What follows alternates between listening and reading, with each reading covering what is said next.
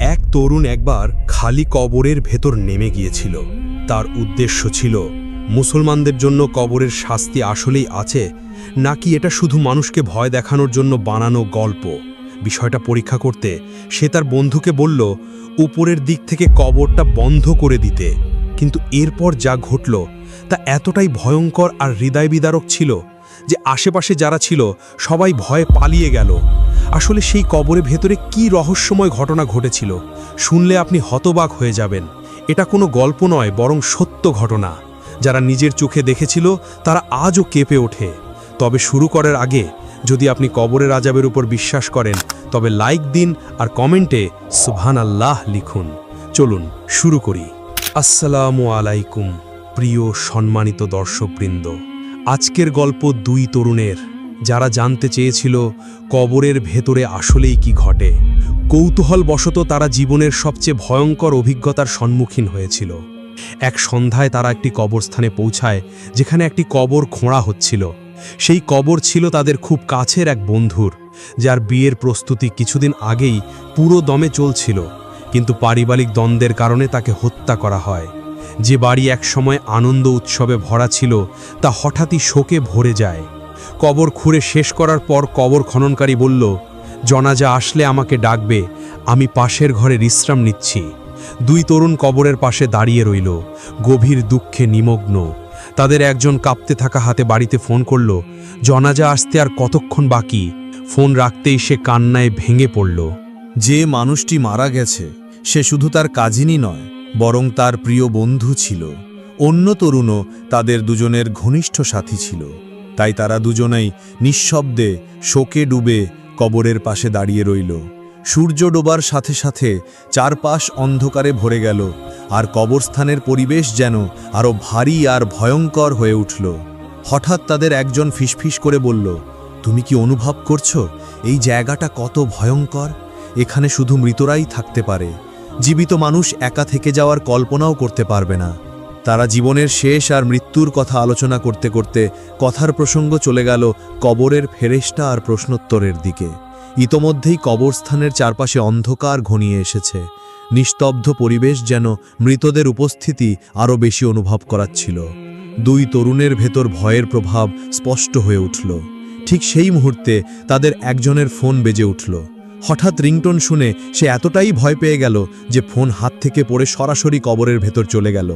সাহস সঞ্চয় করে সে কবরের ভেতর নেমে গেল ফোনটা তুলতে। ফোনটা মাটিতে পড়ে মাটির ধুলোয় ঢেকে গেছিল। কবরের ভেতর দাঁড়িয়ে তার পুরো শরীর ভয়ে কাঁপতে লাগল।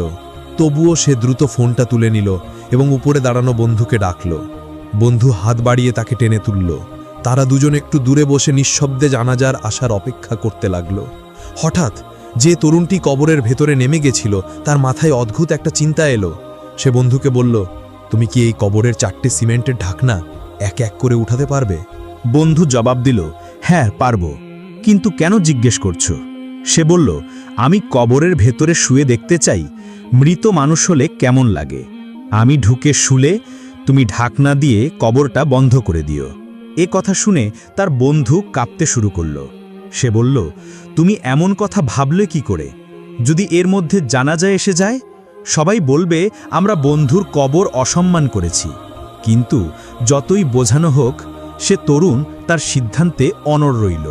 বলল, আমি মাত্র কয়েক মিনিট থাকব, একটা ভিডিও বানিয়ে বেরিয়ে আসব। এটা আমার শেষ দুষ্টমি। আজকের পর আমি তোমাকে আর এমন কোনো কাজে টানব না। অবশেষে বন্ধুর অনুরোধে সে রাজি হয়ে গেল। তরুণটি কবরের ভেতরে শুয়ে পড়ল। তার বন্ধু এক এক করে 4টা সিমেন্টের ঢাকনা বসিয়ে দিল। শেষ ঢাকনা দেওয়ার আগে ভেতরে থাকা তরুণ মজা করে বলল, চাও তো একটু মাটিও ঢেলে দাও উপরে? বন্ধু হেসে বলল, আচ্ছা পারি। তারপর সত্যি সামান্য মাটি ঢেলে দিল। ফলে সে যেন জীবন্ত অবস্থায়ই কবরের ভেতরে চাপা পড়ে গেল। বন্ধু কিছু দূরে গিয়ে বসল, কিন্তু সেও ভয়ে কাঁপছিল। কিছুক্ষণ পর বন্ধু আবার কবরের কাছে এসে ভেতরে থাকা ছেলেটিকে মেসেজ পাঠালো, ঢাকনাগুলো কি আমি এখন সরিয়ে দেব? কোনো উত্তর আসলো না। সে ভাবল কবরের ভেতরে হয়তো মোবাইলের নেটওয়ার্ক নেই, তাই ফোন করল, কিন্তু কলও গেল না। তখন তার মনে ভয় ঢুকে গেল, হয়তো ভেতরে শ্বাস নিতে কষ্ট হচ্ছে। ভয়ে আতঙ্কিত হয়ে সে মাটি সরাতে শুরু করল, কিন্তু যখন সিমেন্টের ঢাকনা তুলতে গেল তখন দেখল সেগুলো শক্তভাবে আটকে গেছে। যতই চেষ্টা করুক কোনোভাবেই সেগুলো সরাতে পারল না। ভয়ে ছুটে গিয়ে কবর খননকারীকে নিয়ে এলো। লোকটা এসে দেখল কবর পুরোপুরি ঢাকা আর আংশিকভাবে মাটিও চাপা দেওয়া। কবর খননকারী বিস্মিত হয়ে বলল, আমি তো বলেছিলাম জানাজা আসলে আমাকে ডাকবে। ছেলেটি সব ঘটনা খুলে বলল। সব শুনে কবর খননকারীও হতবাক হয়ে গেল। তারা একসাথে ঢাকনা তুলতে চেষ্টা করল, কিন্তু ব্যর্থ হল। অসহায় হয়ে ছেলেটি কান্নায় ভেঙে পড়ল এবং তার ভাইকে ফোন করল। সব ঘটনা খুলে বলল। ভাই তাকে শান্ত করার চেষ্টা করল এবং জানালো সে কবরস্থানের পথে আছে। কিন্তু এরই মধ্যে ভয় আর দুশ্চিন্তায় ছেলেটি জ্ঞান হারিয়ে মাটিতে লুটিয়ে পড়ল। ভাই কবরস্থানে পৌঁছে দেখে তার ভাই অজ্ঞান হয়ে পড়ে আছে। আতঙ্কিত হয়ে সে ছুটে গেল। কবর খননকারী সব ঘটনা খুলে বলল, কিন্তু তবুও তারা ঢাকনা সরাতে পারল না। অবস্থা বেগতিক দেখে আসল মৃতদেহ দাফনের জন্য দ্রুত নতুন একটি কবর প্রস্তুত করা হলো। এদিকে খবর ছড়িয়ে পড়ল যে তরুণটি কবরের ভেতরে ভিডিও বানাতে ঢুকেছিল। পরিবার সেখানে এসে হইচই শুরু করল। প্রথমে তারা সন্দেহ করল যে বন্ধুই হয়তো তাকে হত্যা করেছে এবং গল্প বানিয়ে লুকাতে চাইছে, কিন্তু যেহেতু কবর কোনোভাবেই খোলা যাচ্ছিল না, তাদের সন্দেহ অমীমাংসিত থেকে গেল। পরে যখন অজ্ঞান হওয়া ছেলেটি জ্ঞান ফিরে পেল, তখন তাকে জিজ্ঞেস করা হলো। সে সব খুলে বলল, কেন সে কবরের ভেতরে ঢুকেছিল, কিভাবে ভিডিও বানাতে চাইছিল আর কিভাবে ঘটনা নিয়ন্ত্রণের বাইরে চলে গেল। জানাজার লোকেরা নতুন খোঁড়া কবরেই মৃতদেহ দাফন করল। অন্যদিকে ওই দুষ্টুমিবাজ তরুণের পরিবার মরিয়া হয়ে চেষ্টা চালাতে লাগল তাকে কবর থেকে বের করার জন্য। শেষমেশ ভারী যন্ত্রপাতি আনা হলো ঢাকনা সরানোর জন্য, কিন্তু ততক্ষণে দেরি হয়ে গেছে। তরুণটি কবরের ভেতরেই মৃত্যুবরণ করেছিল। একজন আলেম সেখানে উপস্থিত ছিলেন। তিনি বললেন, কবর আসলে দুনিয়ার চোখ থেকে আড়াল করা এক পর্দা। ওই তরুণ কেবল কৌতূহলবশত আল্লাহর এই পর্দা সরাতে চেয়েছিল, আর তার ফলেই ভয়াবহ শাস্তির সম্মুখীন হয়েছে। যদিও নিশ্চিতভাবে বলা যায় না গল্পটির কতটা সত্য আর কতটা বাড়িয়ে বলা, তবে একটি বিষয় স্পষ্ট, আল্লাহর নির্ধারিত ব্যাপারে হস্তক্ষেপ করলে তার শাস্তি ভয়াবহ হতে পারে। অনেকে হয়তো বলবে, অনেকে তো একই রকম কাজ করেছে কিন্তু কিছুই হয়নি। কিন্তু জেনে রাখুন, ভারতের এক ইউটিউবার নিকু ব্লগ একই ধরনের পরীক্ষা করতে গিয়ে ভয়ঙ্কর পরিস্থিতির মুখে পড়েছিল। সে দাবি করেছিল কবর আসলে আযাবের জায়গা নয়, বরং চাইলে এটাকে আরামদায়ক করা যায়। তাই সে কবরের ভেতর নানা জিনিস সাজিয়ে আরাম করে বসেছিল, আর বন্ধুরাও মজা করছিল। কিন্তু অল্প সময়ের মধ্যেই প্রচণ্ড ঝড় বৃষ্টি শুরু হলো। বৃষ্টির পানি কবরের ভেতরে ঢুকে গেল। যে জায়গাটিকে তারা বিলাসবহুল ভেবেছিল তা মুহূর্তেই ভয়ঙ্কর ফাঁদে পরিণত হল।